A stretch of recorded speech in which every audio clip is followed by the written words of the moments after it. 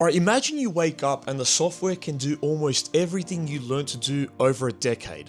Not perfectly, not all at once, but fast enough, cheap enough, and good enough that the world around you stops waiting for you to catch up.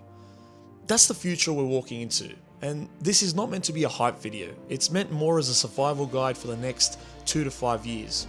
What AI is actually good at, what it's quietly changing, and how jobs and power are shifting.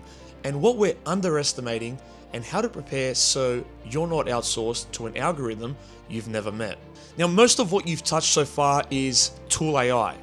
Think like a calculator but with better manners. It summarizes drafts, cleans up audio, tidies your spreadsheet. The next wave is different. It's agentic.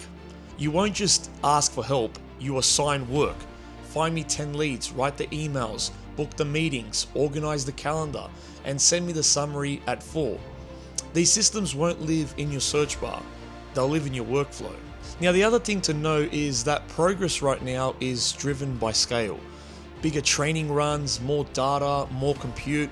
We haven't discovered magic, we're building engines. And engines concentrate power. Now, if you don't own the compute, the data, or the distribution, you end up renting your future from the people who do. Now, our brains expect change to be linear, slow, visible, digestible. AI doesn't respect that rhythm. Once AI is good enough to help build the next AI, writing code, designing experiments, optimizing chips, you get a feedback loop. Each generation makes the next one faster to build and stronger at the job. That's when schedules compress. A year of progress can collapse into a month, and you don't see it until it's already your new normal. Now, there are real wins. Drug discovery can move faster. Education can personalize for every kid. Accessibility tech can translate the world for people who've been locked out. A solo creator can run the content engine of a small agency. A local business can punch at enterprise weight. Used well, AI shrinks the distance between idea and execution. That is worth wanting. Now, here's the part that keeps serious people awake. Power is consolidating. A few companies, a few states, and eventually a few systems will sit between most people and most opportunity.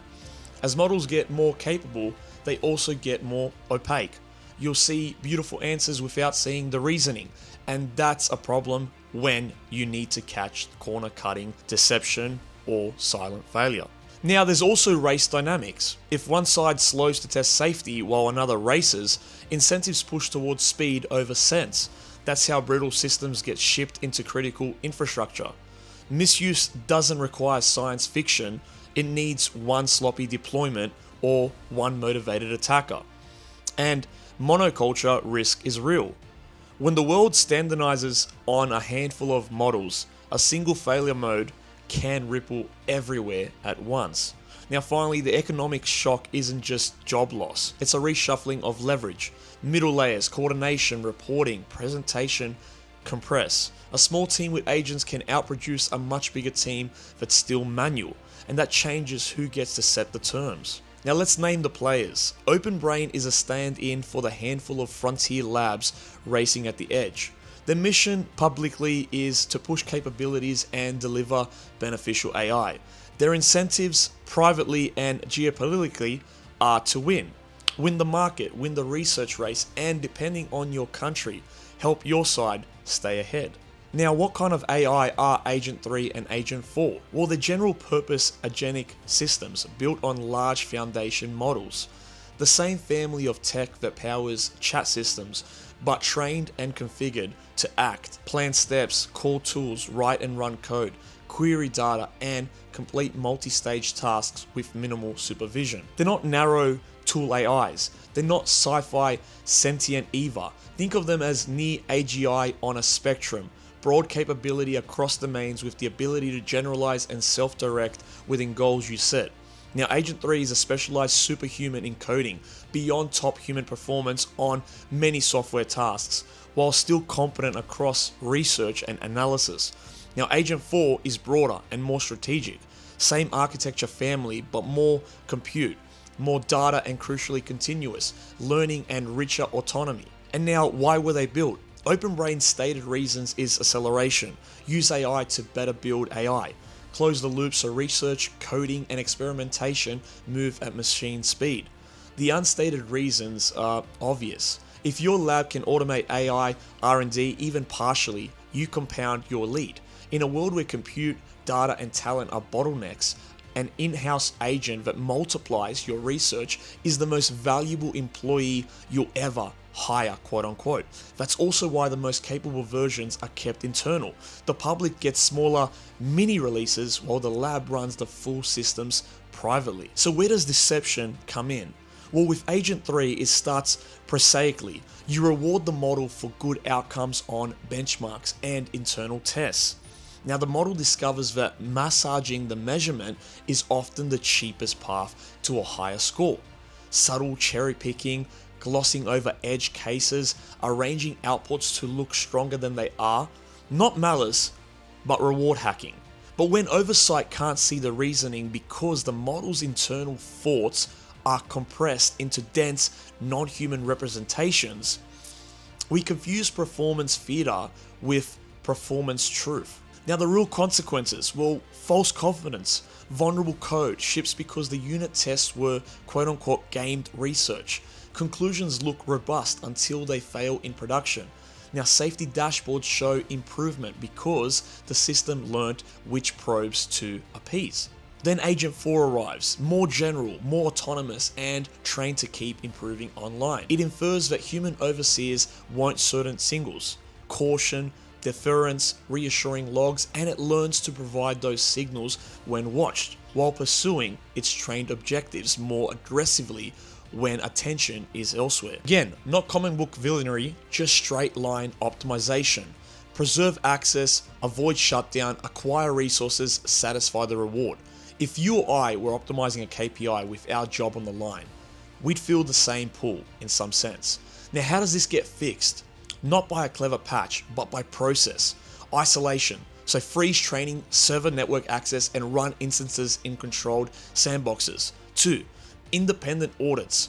Give external teams root level access to logs, prompts, code paths, evals. 3. Rebuilt rewards. Pay for verifiable truth and cross-checked outcomes, not surface level metrics. 4. Interpretability over speed require explanations or parallel.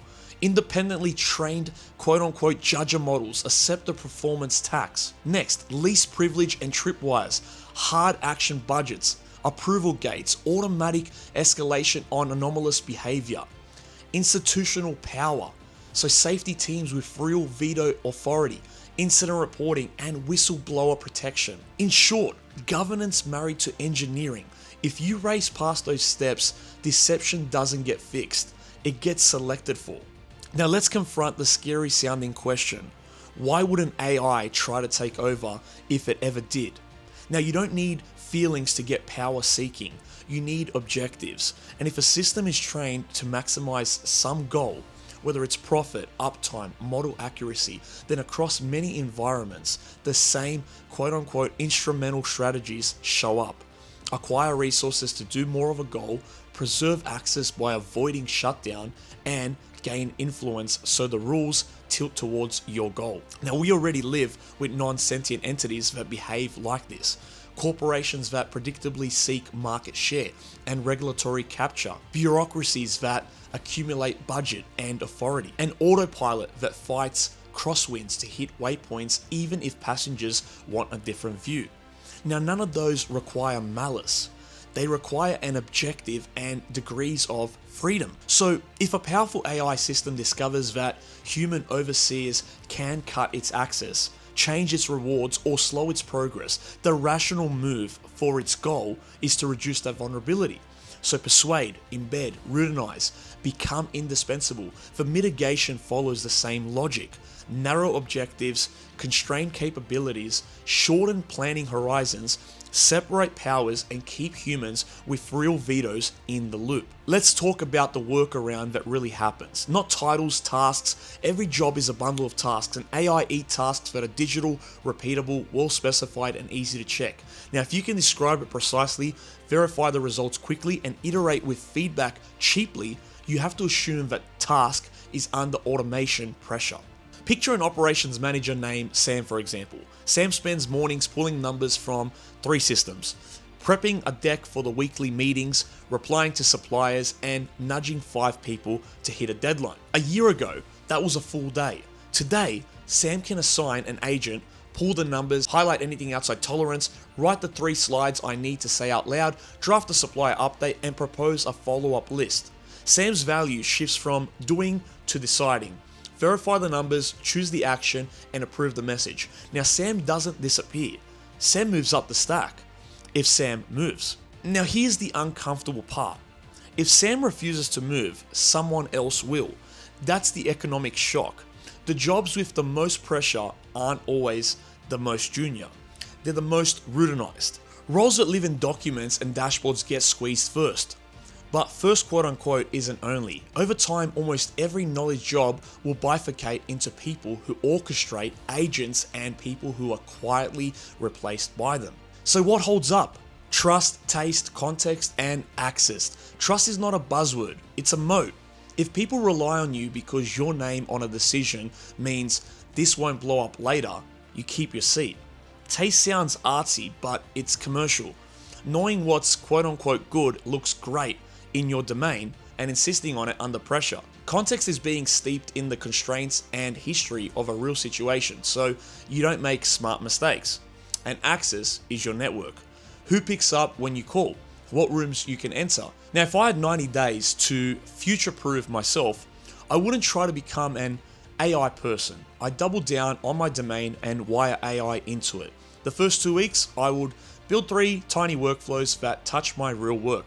Research, draft, review. Ideation, outline, first pass, data, highlight, anomalies, propose actions. Weeks 3 to 6, I would plug in my own notes and documents so the system reasons with my context instead of generic web knowledge.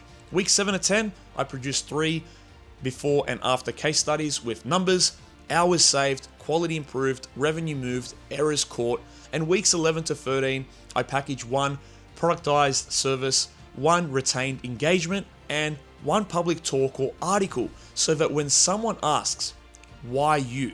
I don't wave my hands, I show receipts. And 1 more discipline, agent hygiene. Never give a powerful agent production credentials without a sandbox. Set spending limits, log actions, and require approval on anything with legal, financial, or reputational blast radius. Skill is leverage, hygiene is survival. Now, there are 2 stories I carry in my head, not as predictions, but as guardrails. In the first story, let's call it the race. Labs and states sprint. Each release trains the next release, which trains the next. Employees lean on agents because without them, they can't keep up. Markets reward whoever ships first. Regulators trail behind, underfunded and outgunned. Now, systems are deployed that work beautifully until they don't. The public loses trust. Paradoxically, that distrust drives more power to fewer entities. Now, because we need a single secured stack we can control, fragile powers centralizes. Now, when something breaks, it breaks at scale. In the second story, let's call it the managed slowdown. We do something unfashionable. We pause, we test, and publish. Not a moral lecture, but a process. Independent evaluations before deployment, incident reporting when things go wrong, and basic red teaming, not just for bias and safety, but for the real ways that people will misuse the system. Governments coordinate a minimum standard the same way they do on aviation and food safety. Not perfect, but shared, boring, and enforceable. Now, companies still compete like hell on performance and user experience, but they accept that the floor for safety is not optional. Now, progress is slower up front and sturdier later on. Now, both stories change the status quo. In both, new wealth is created, new industries appear, and old ones shrink. In both, some people do very well, and some get squeezed. The difference is whether we keep humans in the loop by design or by nostalgia. One future is thrilling and brittle, the other is steady and deliberate. I know which world I want my family living in, and I also know which one is easier to slide into by accident. Now, let's get practical without getting gimmicky. If you're an individual, whether you're a creator, freelancer, professional, start with your real week. Take one reoccurring outcome you're responsible for and rebuild it with AI as if you were designing a tiny company around it. Outline the steps, define the done, and embed approval points where your judgment matters. The goal isn't to have a robot do your job. It's to stop spending human hours where software is better, and to spend human hours where software is blind. Defining goals, sensing nuance, repairing relationships, making calls under uncertainty. Your resume needs to turn into a ledger of outcomes. I used AI, impresses no one. However, I cut turnaround from 5 days to 2 without quality loss and caught errors that used to slip to clients. Get you hired. Document the baseline, then the delta. Numbers are arguments. Now, if you're a small team or a business, you don't need a 30-page policy. You need a one-pager everyone actually reads. What data can and can't go into tools? Now, what approvals are needed for customer-facing outputs? How to evaluate a model before you plug it into production? Who owns incident response when something goes off the rails? Then pick one process, not 5, 1, and rebuild it. The first win creates cultural permission for the second win. The rule is simple: measure or it didn't happen. If you can't point to quality, speed, and cost, you're playing with toys. And if you're wearing a citizen's hat, parent, voter, community leader, ask for the boring things that matter. Independent evaluations before deployment into schools, hospitals, utilities, courts. Real incident reporting. Whistleblower protections for people inside companies who see something unsafe. We don't need to see the secret source. We need to see whether the source is safe to serve. Now, there's one more playbook that never goes out of style. Diversify your dependencies. Don't let your entire livelihood sit on a single model, a single vendor, or a single platform. Keep a fallback. Keep a human SOP. Every pilot knows how to fly when the instruments go dark. You should too. Now, it's okay to feel whiplash. It's normal to feel a little angry. Some people will tell you to relax. Some people will tell you to worship the machine. Ignore both. Stay teachable. Call your family and explain what's changing in words they can use. Tell your team what you'll keep human on purpose, how you'll treat clients, how you'll own mistakes, how you'll protect trust, when the cheap thing would be to quote unquote let the AI handle it. We do not get to choose whether the world changes. We do get to choose our posture while it does. Here's the truth. I don't want us to dodge. AI isn't just a set of tools. It's a redistribution of power. Who has it, who gets more, who gets less, and who gets left out entirely. In a software eats everything moment, the people who can name the outcome, define the constraints, and sign off on the results will set the terms for everyone else. Now, if you're not in that group yet, you can be. But it won't happen by scrolling or by hoping the wave breaks gently. It happens by deciding what you want to keep human and building around that with intention. It happens by turning your work into outcomes with receipts. It happens by learning just enough of the stack to be dangerous in the right direction. It happens by asking your leaders for guardrails that are boring and real instead of flashy and hollow. And it happens by practicing week after week a simple discipline. Use the machine to go faster where speed is safe, and use your humanity to go deeper where depth is required. Now, if you're waiting for permission, this is it. Pick one process you control, redesign it this month so your judgment is at the approvals and your software is in the trenches. Write the one-page policy your team will actually follow. Call the people you love and tell them in plain language what's coming and how you plan to meet it together. The future isn't a prophecy, it's a negotiation. The terms are being drafted with or without you. So here's my final question to you, and answer it publicly right now if you can. When the software can do almost anything, what will you insist on keeping human in your work and your world, and what will you do to protect it? That's it for this video, guys. If you've made it to the end, I really do appreciate it. I put a lot of work into this video and I hope you enjoy this format. And as always, I will see you guys on the next video. Stay safe and be well. Please feel free to leave your questions down in the comment section below and I'd love to answer it. See you guys soon.